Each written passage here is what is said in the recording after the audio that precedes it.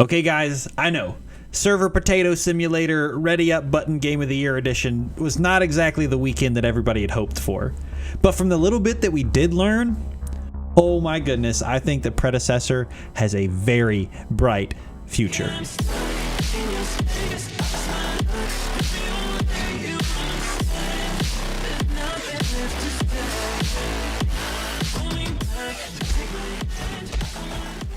Hey internet strangers, Truth in here. Let's jump right into this.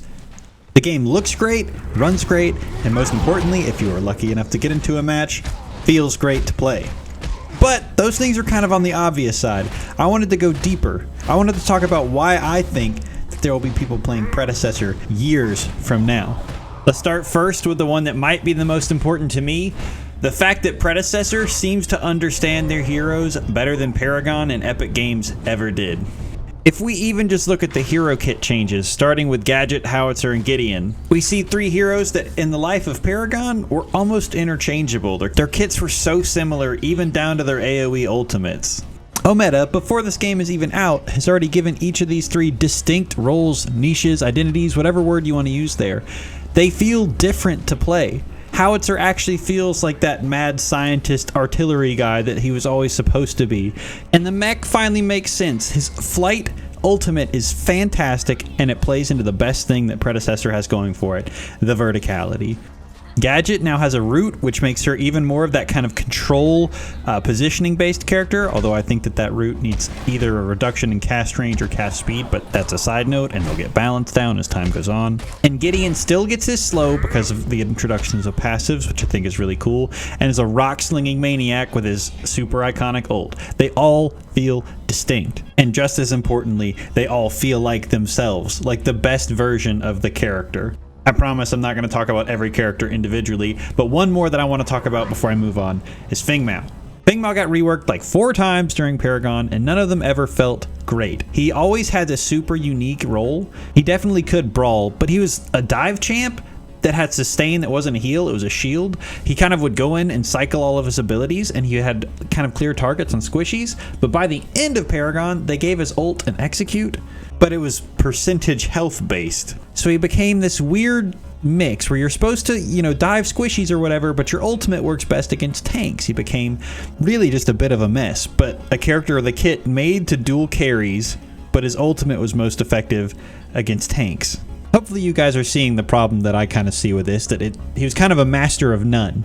But in Predecessor, they kept the cool addition of the execute, but did it the right way, making it a flat number plus a certain number, so that you still get a bonus for executing a low health character, and then gave it a really cool effect where if you kill somebody with it, you get to cast it again within 12 seconds.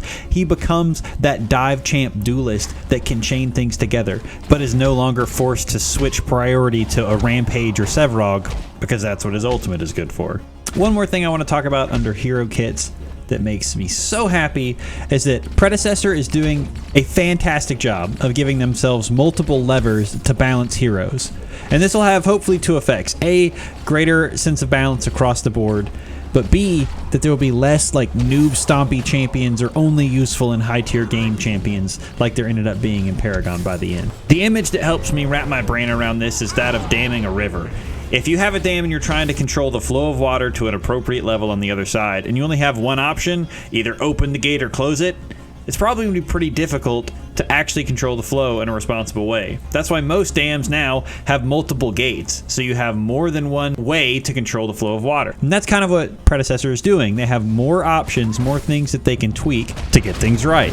What hero does that sound like to you that they already have in game and was a plague in Paragon? The back-to-back-to-back-to-back pub stomp champion of Paragon, Chimera.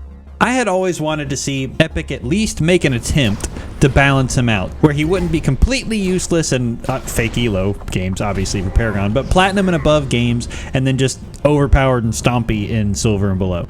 In my head, there was a clear answer to this. Tone down the regen stacks, the amount of healing that he gets, then make him have to work to keep them. Make him have to use some sort of skill to retain that advantage that he was building for himself. The best idea I ever came up with was essentially to rip off Grok's Ghost Walk from Paladins, if you're familiar. It's playing on the screen if not. Where you can just kind of cleanse, walk through whatever's going on, and then continue. This way, while the stacks of healing that you're getting for yourself are going to be lower, you have an opportunity to keep them by out-skilling somebody that's throwing a Decker stun at you. It would be on a high cooldown. But what Omeda came up with instead is literally just an even better version of the best that I could do after thinking about this for 3 years. Chimera will now have active control of what happens to his regen stacks, and if he plays the way that he's meant to be played well enough, he gets rewarded. He can earn enough to get essentially that ability that I wanted, that Ghost Walk, in the form of a cleanse.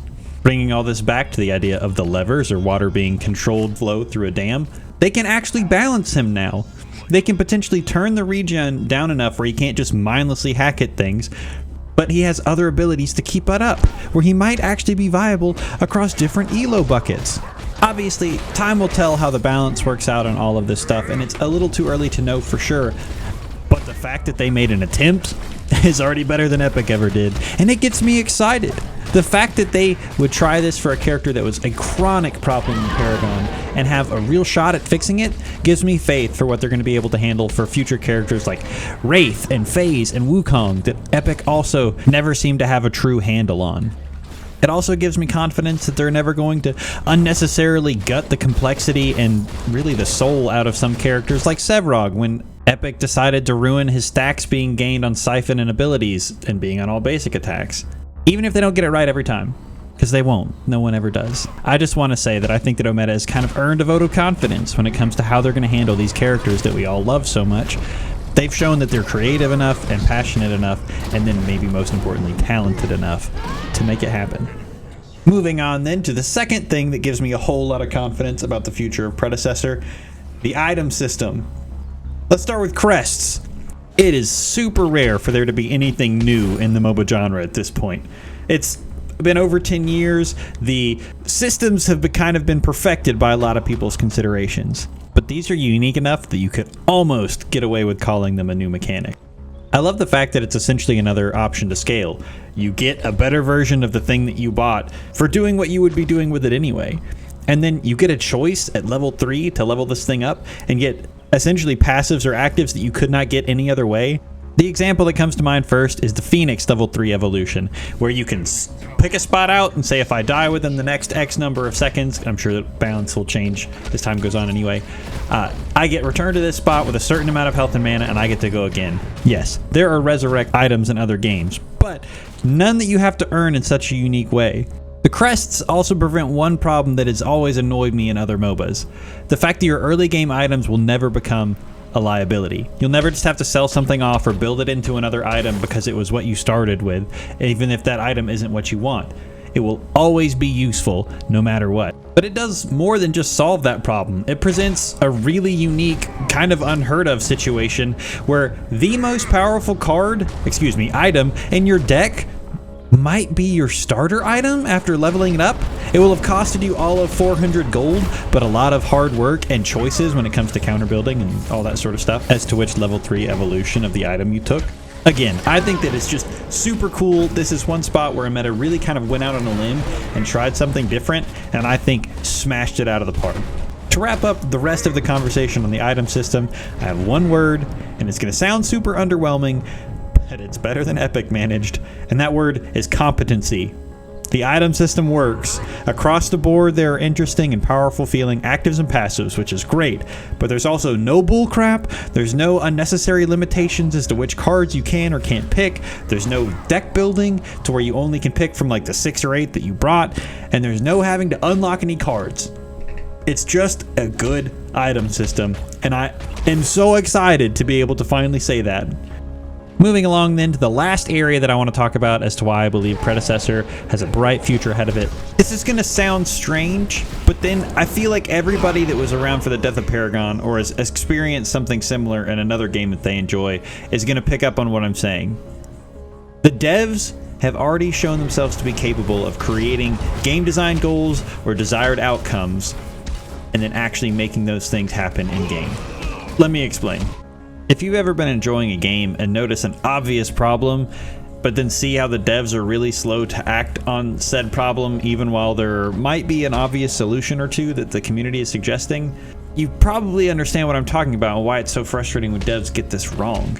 Granted, this is a very unique situation because this dev team is getting to learn from the mistakes of a past game. I understand that it's a different situation, but there are 3 big examples to me that really show what I'm talking about, and there's more, but we're gonna cut it to 3. Let's start with the map. There was almost a civil war about it during the Paragon days. That Epic wanted to have, in their words here, a map with meaningful objectives, verticality, and fair rotation times. And it feels like they never managed to do it, while maintaining any of the other core gameplay loops in a healthy state. They changed the map over and over again, they slapped new objectives on it, they changed the lane structure, and 2v1 was a thing, and it never quite felt right. But Predecessor, I would argue, is already well on its way to meeting all 3 of those design goals. They added solo prime, so there's more than one early team objective. They have a better river buff selection that doesn't involve random bullcrap stealth, which we'll talk about in a minute. That'll come back up.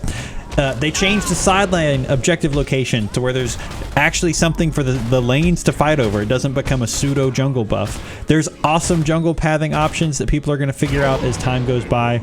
And there's management of sightlines through, not just walls being places, but through the verticality of the map. One of the things that was just kind of lost in Monolith on their first map. The second example I want to talk about, and the fact that they can set healthy gameplay goals and actually meet them, is tied very closely to the first, and it's match times. Epic went full-on warpath to try and get match times to their desired length, which were shorter, admittedly, than I or many other community members would have wanted them to be, but they changed the map, they rechanged the item system, they changed everything, almost gutted the soul of the game to get their match times down to their desired 25 to 30 minute limit, and they never got it there. That might be the first time I've ever put all that together out loud, and it still blows my mind how bungled that whole situation was. But in contrast, Omeda has documented it that they want matches to be between 30 and 35 minutes. Every single game I watched, which was a lot, was between 25 and 42 minutes. And the one match that I got to play this past weekend was 37, and that was when both teams had a hard time ending. And after creeping around in the Discord, it seems that the experience held true for almost all of the testers lucky enough to get into a match, with the longest that I've seen being recorded in the mid-50s as like that 1% outlier. Obviously, this test was very limited, and those things will change as matchmaking is reeled in and as people get better at the game.